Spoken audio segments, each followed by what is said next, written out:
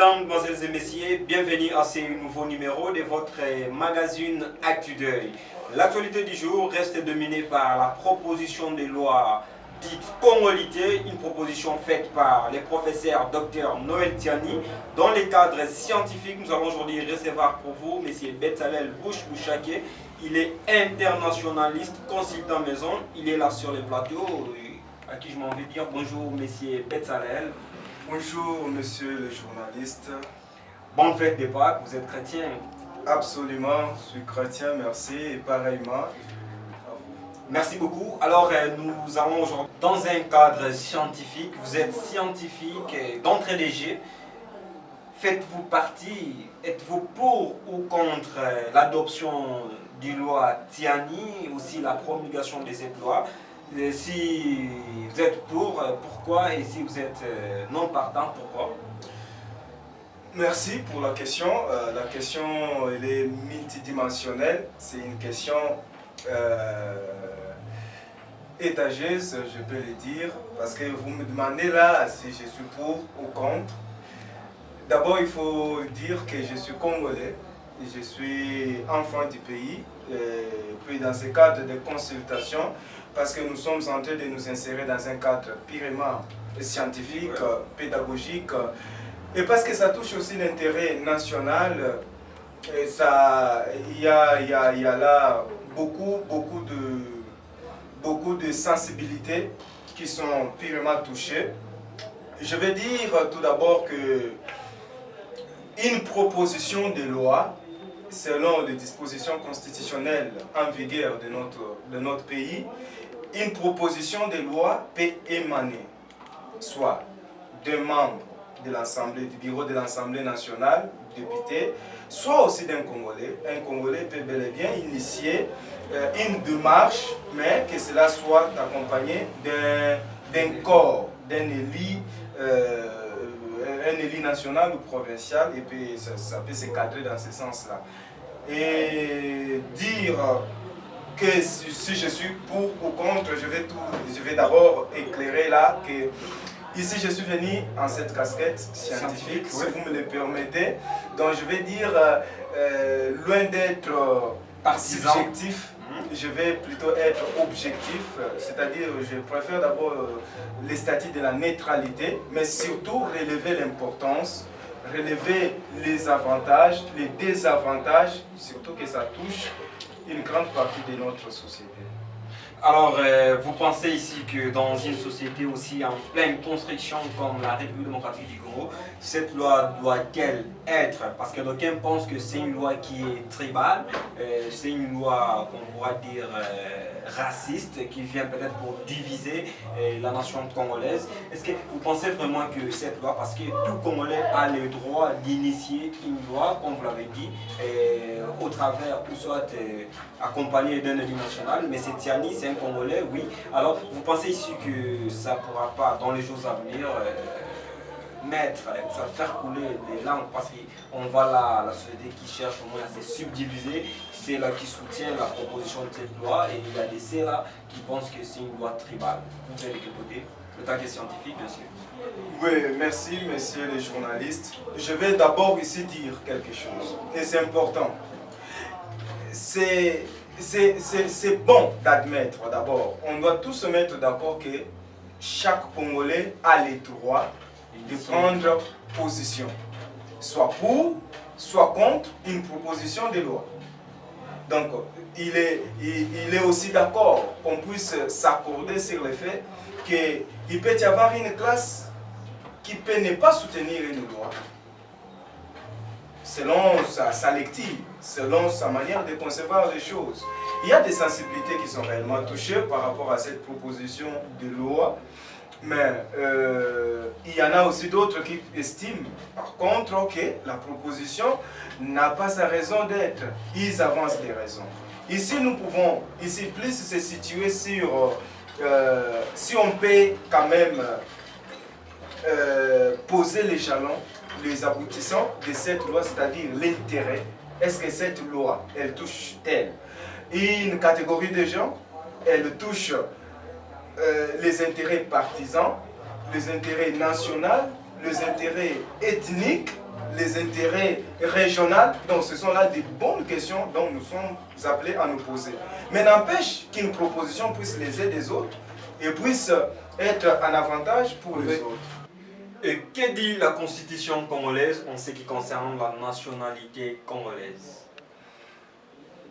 Il faut d'abord savoir qu'il y a des préalables qui ont conduit justement à toutes ces dispositions, parce que la nationalité congolaise, selon la constitution en vigueur, c'est-à-dire la loi fondamentale en vigueur, la nationalité congolaise, elle est unique et exclusive. Oui, c'est-à-dire c'est une nationalité qui, selon les dispositions, selon la lettre, elle ne peut pas être cohabitée ou juxtaposée avec une nationalité étrangère, une quelconque nationalité. Alors le fait déjà d'acquérir une autre nationalité, c'est ce que dit la Constitution. De facto, vous perdez la nationalité congolaise. La plupart des personnalités congolaises, la plupart, ils en ont 2, 3, 4 nationalités. C'était une façon pour elles de se protéger. Et aujourd'hui, apparemment, cette même disposition constitutionnelle les rattrape. Ici, je vois d'abord les propriétaires de cette proposition de loi lui-même. Il y a certains qui pensent qu'il avait acquis la nationalité américaine sans s'évaluer de la face, la plupart des autorités. Et aujourd'hui, ça doit être quoi la place de cette proposition de loi une fois adoptée, une fois promulguée? Est-ce que ça doit être à l'intérêt national ou soit à l'intérêt de certains politiciens qui pensent aujourd'hui qu'il faudrait verrouiller cette fonction de la présidence, aussi de certains ministères, ou soit de certains postes, certains ministères des régaliers. Ici, je vois le ministère de la Défense, le ministère des Finances, le ministère de l'Intérieur, le ministère des Affaires étrangères, la présidence de l'Assemblée nationale, la présidence du Sénat. C'est pour protéger seulement toutes ces fonctions, ou soit ça doit être aussi à l'intérêt général. Bon, tout d'abord, si je peux passer sur vos propres dires, si je peux paraphraser vos mots, vous dites que lui-même, le propositeur de la loi, entre guillemets, qu'il aurait déjà une nationalité américaine. Américaine. Bon, venons-en d'abord à l'objectif, si l'on peut déjà commencer par là. Si lui-même déjà, elle a une autre nationalité acquise américaine, comme vous le dites. Donc vous comprenez déjà que, donc là, au-delà des raisons partisanes, au-delà de certaines motivations d'ordre peut-être politique, d'ordre je ne sais pas moi, mais il faut voir d'abord dans la durée l'importance d'une loi. Vous voyez, donc comme je l'ai dit, on en a parlé une fois, donc il faut penser aux futures générations. Il faut penser à l'avenir. Penser à l'intérêt national. Donc oui, au nom de la nation, il faut penser à ce que ça peut venir. Je peux vous rassurer, monsieur le journaliste, qu'il y a eu des nations qui ont été victimes aussi de beaucoup de méchanceté de leurs ennemis. Je vais m'expliquer. Des méchancetés de la part de leurs ennemis parce que l'on dit que la politique d'un État est dans sa géographie. Nous sommes un pays situé dans les grands lacs, au centre de l'Afrique quasiment, un pays entouré de 9 frontières, de 9 voisins. Donc vous allez comprendre déjà que si l'objectif, selon le dire, parce que la nationalité congolaise, en fait la proposition de loi, elle vise quoi? La proposition de loi, elle vise le verrouillage de certains postes, de certaines fonctions régaliennes, dont la présidence de la République. Dans l'esprit de cette proposition de la loi Tchani, est-ce qu'il faudrait seulement verrouiller la fonction de présidence, aussi certaines fonctions, ou soit certains ministères des régaliens, ou soit il faudrait surtout prêcher les Congolais à l'amour des patries, il faudrait aujourd'hui leur prêcher comment aimer la chose publique, comment diriger la chose publique une fois dans les affaires publiques, comment gérer. Est-ce que vous pensez vraiment qu'il faut seulement être né issu des pères et des mères, ou soit on peut être né de père, ou soit des mères étrangères, mais lorsqu'on a l'amour de son pays, on doit bien faire la chose. Est-ce qu'il faudrait d'abord enseigner les gens à aimer son pays, ou soit il faut seulement verrouiller certaines fonctions, aussi certaines fonctions régaliennes? Qu'est-ce que vous en pensez? Bon, merci pour la question. J'espère que le problème n'est pas celui de prêcher, de vulgariser certaines matières d'ordre à susciter de l'amour, l'amour de la patrie. C'est pas tellement ça. Je crois que les cours de civisme, la citoyenneté sont des cours qui se diffusent déjà au niveau de l'école primaire, même au niveau des humanités, voire même à l'université. Il y a des cours à caractère purement patriotique. Ici, il faut savoir d'abord que lorsqu'on est, on a une partie de l'amour de son pays. Ça, c'est vrai. Parce que c'est dans le sang. On est congolais et c'est supposé qu'on a des souches. On a de l'amour pour la patrie. Donc, ça ne peut pas s'efforcer. Ça ne peut pas s'efforcer, c'est inné. On sent, il y a des liens qu'on appelle des liens historiques. Il y a des liens d'ordre philosophique.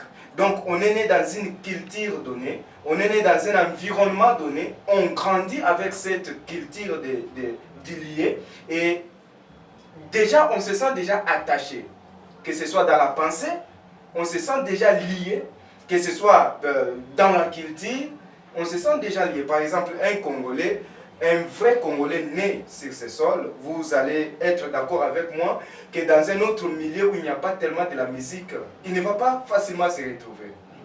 Il ne va pas facilement se retrouver parce qu'il est attaché.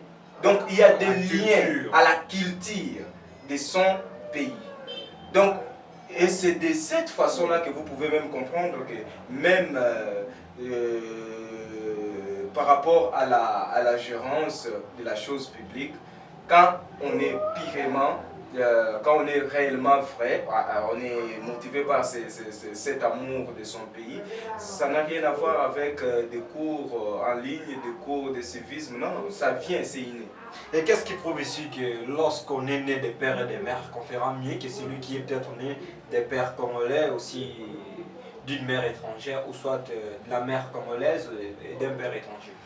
Voilà, c'est une bonne question, mais j'aimerais ici... Parce que partout au monde, nous avons vu, il y a ces gens-là qui ont dirigé, par exemple, je vois ici la France, le président Sarkozy, il n'est pas d'origine française, mais quand même il a dirigé la France. Mais la France... Nous avons Barack Obama, qui n'est pas ici des pères et des mères américains, mais il est arrivé à diriger le pays. Permettez-moi que je sois un peu, comme je l'ai dit au début, que je sois un peu scientifique. Donc je ne vois pas pencher, je vais ici dire que la France n'est pas le Congo. La France, ce n'est pas le Congo. Les États-Unis, ce ne sont pas le Congo. Le Congo a sa propre histoire liée à sa géographie. Le Congo a sa propre histoire liée à sa culture. Le Congo a sa propre histoire liée à sa géographie ici. Entendez là, le pays limitrophe, et ainsi de suite, tout ça, tout ça. Donc, nous devons comprendre, faire la part des choses. Et dans ce pays-là, entre guillemets la France, les États-Unis, mais les institutions sont plus fortes que les hommes. Ici, en Afrique, il y a des hommes qui sont plus forts que les institutions. Donc, lorsqu'un homme accède à la magistrature suprême, il commence à dicter la loi. La loi devient lui devient la Constitution. Donc là, déjà, vous allez comprendre que la personnalité, elle influence. Mais lorsque cette personnalité, elle sert d'autres intérêts que les intérêts nationaux, donc déjà c'est un problème. C'est pourquoi les institutions doivent être fortes. Si les institutions sont fortes, quel que soit celui qui accède à la magistrature suprême, même s'il il a double nationalité, même s'il est je ne sais comment, donc là, ça n'inquiète pas. Vous allez, permettez que je vous rappelle un peu l'histoire. La Société des Nations, la SDN, initiée par les États-Unis, le président américain a initié la création de cette société après la Première Guerre mondiale, mais les États-Unis d'Amérique n'ont pas ratifié à la Société des Nations. Voyez. Donc le Congrès n'a pas statué sur la ratification de ces traités internationaux. Jusqu'à ce jour. Jusqu'à ce jour, d'ailleurs, c'est l'une des causes qui a fait que la Société des Nations puisse disparaître, alors puisse échouer. Vous ne pensez pas que le fait qu'on soit président de la République, il faudrait qu'on puisse être des pères et des mères de la nationalité d'origine, c'est apparemment cette loi-là, elle a plus de l'importance qu'en Afrique, seulement en Afrique ailleurs, mais aussi longtemps.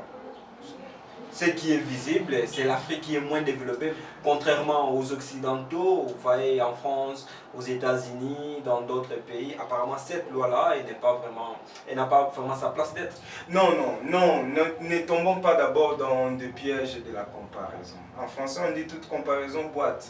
Il y a des comparaisons, il y a de ces comparaisons. C'est pourquoi je l'ai dit. Le Congo n'est pas les États-Unis. Le Congo n'est pas la France. Le Congo, c'est le Congo. Le Congo a son histoire. Le Congo a sa géographie, le Congo a sa culture, le Congo c'est le Congo. Parce que vous avez parlé, lorsqu'on accède en Afrique généralement, lorsqu'un chef de l'État accède au pouvoir, il veut s'emparer, il veut piétiner. Donc, dans le contexte actuel que subissent les États, je parle des États, surtout africains, des États africains, les institutions, les hommes sont plus forts que les institutions.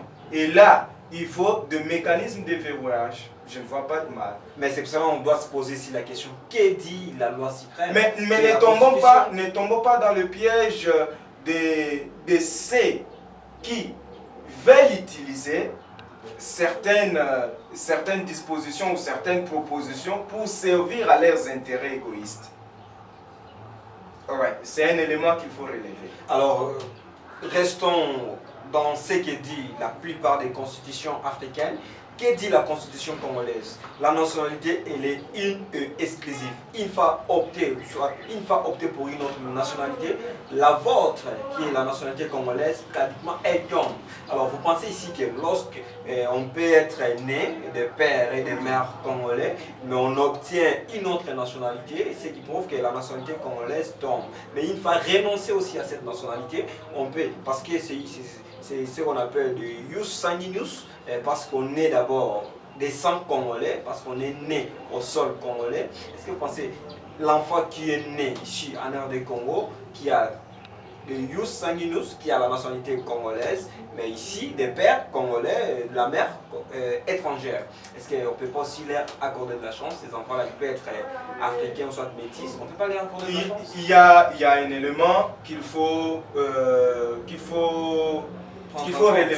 faut prendre en considération. Vous allez remarquer par exemple que les Congolais doivent se regarder en face. La problématique de la nationalité, c'est une problématique, elle ne date pas d'aujourd'hui.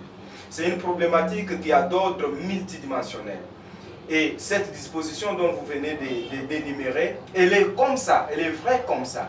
Pourtant, certains ont quand même juxtaposé la nationalité congolaise. Ils ont double nationalité, mais ils sont là, ils dirigent, ils ont double nationalité, ils sont là, ils font ce qu'ils veulent. Donc, par contre, une telle disposition, les Congolais devraient se réunir autour d'une table et regarder la chose en face, c'est dire qu'il faut que cette disposition, parce que la loi, elle peut être aussi dire. Ce n'est pas pour rien qu'il y a des amendements. Les amendements, c'est... En fait, l'objectif de la Constitution, c'est quoi?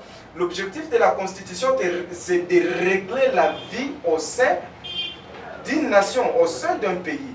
Et elle doit les régler tenant compte de la réalité. Donc, elle doit s'adapter.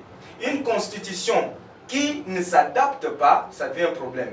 Quel est l'objectif qui a amené les acteurs congolais à Sun City pour l'adoption de cette constitution? Donc, la situation d'hier, elle n'est pas celle d'aujourd'hui. Pourquoi pas ne pas amender? Mais selon le docteur Noël Tiani... Permettez que je finisse l'idée, messieurs les journalistes. Pourquoi je dis ça? Parce que nous ne pouvons pas, qu'il n'y ait pas de poids de mesure. Donc la nationalité congolaise, je ne peux pas, moi, par exemple, congolais, de père et de mère, Ça n'exclut pas, même si vous êtes de père et de mère, mais dès lors que vous allez par naturalisation avoir une autre nationalité, celle congolaise, selon les dispositions en vigueur, elle tombe. Comment expliquer une telle chose? Mais après avoir renoncé la nationalité acquise, on redevient encore congolais? Non, là, il y a déjà, je perds d'autres avantages. Oui. Il y a des choses déjà que je perds, vous allez comprendre déjà. Donc, et non seulement je le perds, mais aussi je mets aussi toute une génération en cause, en péril. Alors pour garantir cette disposition constitutionnelle ou scientifiquement parlant, vous êtes d'avis que la nationalité congolaise elle est inexclusive, donc qu'on reste, qu'on puisse respecter ou soit qu'on puisse adopter cette proposition de loi Tchani? C'est aux Congolais de répondre à cette question. Ça doit être par voie référendum, il faudra... C'est aux Congolais, c'est ça le problème. Les Congolais doivent répondre à cette question. Ça ne doit pas être un... Merci monsieur, vous avez relevé un point très important. Les Congolais, c'est à eux de répondre à cette question. Ce n'est pas à une classe politique. Alors il faudrait organiser un référendum. Vous êtes d'avis qu'on organise un référendum, que les Congolais eux-mêmes puissent décider? Bon, le référendum, on peut y aller si les dispositions sont prêtes, mais je crois qu'ici d'abord c'est une proposition. La proposition c'est une initiative qui doit aller être sanctionnée, au niveau de la Chambre. Il faudrait que cette proposition soit adoptée ou non. Elle peut aussi être rejetée. Tout à fait. Parce qu'on a suivi depuis hier certaines sources qui pensent que le président du Sénat, Basti Lukwebo, apparemment il n'est pas du tout d'accord, il dit que ça ne doit plus être une priorité aujourd'hui d'adopter ou soit de promulguer cette proposition de loi Tchani qui parle de la congolité. La bonne question est qui décide pour l'avenir des Congolais? Ce sont les élus bien sûr. Ce sont les Congolais tout d'abord, les souverains primaires. Les souverains primaires, oui, parce qu'ils ont donné le mandat aux élus nationaux. Alors c'est aux élus nationaux d'examiner, d'adopter. Mais parce que c'est une proposition, l'affaire doit être traitée. Elle doit être traitée aux instances ayant droit. Donc, comme c'est une proposition, elle doit d'abord être examinée au niveau de l'Assemblée nationale, être adoptée, votée, je ne sais pas tout. Mais d'abord, il faut comprendre une chose, qu'aucune autorité ne peut user du droit du souverain primaire. Je m'explique. Vous ne pouvez pas décider à la place des Congolais. Vous êtes Congolais comme les autres, vous devez rallier votre voix à celle de la majorité. Donc cette question de la congolité, vous la renvoyez donc au souverain primaire de se décider? Au souverain primaire de se décider. Donc le souverain primaire, comme vous l'avez dit, il est représenté par les deux chambres, par l'Assemblée nationale. Et c'est cette Assemblée nationale et le Sénat qui doivent statuer, pas une quelconque autorité qui doit user le monopole des décisions parce qu'il est je ne sais qui, ou soit une classe quelconque politique non plus. C'est les souverains primaires, ce sont les Congolais qui doivent se réunir. Mesdames, mesdemoiselles et messieurs, c'est vrai que cette question, elle est d'un intérêt national. Je parle ici de la proposition de loi Tchani, dite de congolité. Alors ici, avec notre invité, il nous renvoie donc aux élus nationaux. Il demande d'abord que la population, soit les souverains primaires, que la population puisse lui-même prendre en charge, traiter cette question. C'est vrai que jusque-là, elle a encore une proposition. C'est vrai qu'elle a été alignée dans cette session de mars. Alors, il demande ici aux élus nationaux, qui sont les représentants du peuple, de se décider en fait toute impartialité. Alors, ici, il demande aux élus nationaux, comme j'étais en train de le dire, qu'ils puissent décider en toute impartialité de l'adoption ou non. Et il reviendra au président de la République de promulguer cette loi. Alors, Monsieur Betsalel, vous êtes dans votre casquette scientifique. Ici, ça doit être quoi votre message de la fin? Parce que nous sommes en train de chuter. Ça doit être quoi votre message de la fin aux élus, tout comme à la population congolaise, concernant cette loi de Merci. Je vais ici profiter de l'occasion pour un peu de l'histoire. Vous savez, lorsque le Congo a accédé à son indépendance le 30 juin 1960, il a été dit et démontré,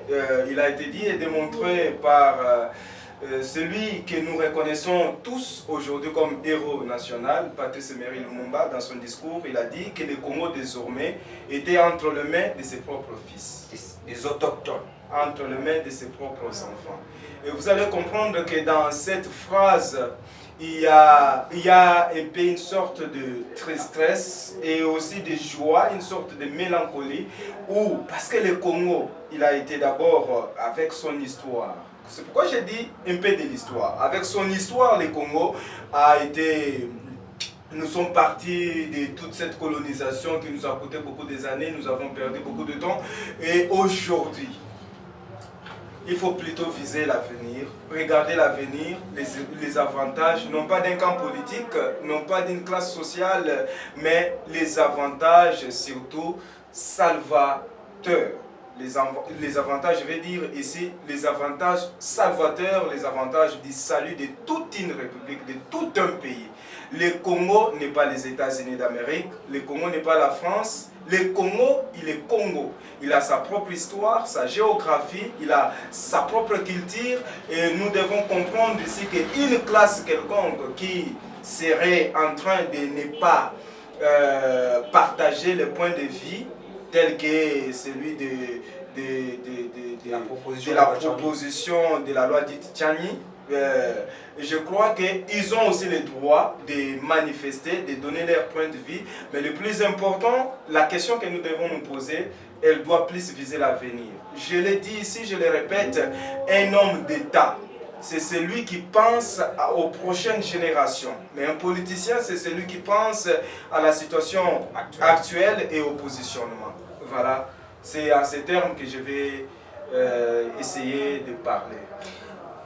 C'est avec cette phrase de Patrice Emery Lumumba, après l'accession de la République démocratique du Congo à la souveraineté nationale aussi internationale, lorsqu'il dit que le Congo, dès aujourd'hui, le Congo est pris en charge, ou soit il est maintenant dirigé par les autochtones, par ses propres fils. Alors ici, avec cette proposition de loi Tchani, nous venons demander le point de vue de tout un chacun. Ça doit être ceux-là qui pensent que cette loi a sa place d'être, aussi à ceux-là qui pensent que la loi dite de congolité n'a pas sa place d'être. C'est une loi qui est peut-être tribale, une loi qui est raciste. Alors ici, nous vous attendons avec vos arguments, nous vous attendons pour ceux-là qui soutiennent la loi, cette proposition, et ceux-là qui ne sont pas du tout d'accord. Venez, nous allons en débattre, nous allons analyser avec vos arguments bien sûr, accompagnés de ce que dit la Constitution. C'est avec cette phrase que nous sommes arrivés à la fin de cette émission. Mesdames, mesdemoiselles et messieurs, très chers abonnés de la chaîne JC4 TV, continuez de nous soutenir, continuez de partager avec vos proches. C'est ensemble que nous allons surtout réussir. Restez surtout branchés. À très bientôt. Merci, monsieur l'invité. Merci, messieurs les journalistes. C'est un plaisir. À très prochaine. Merci.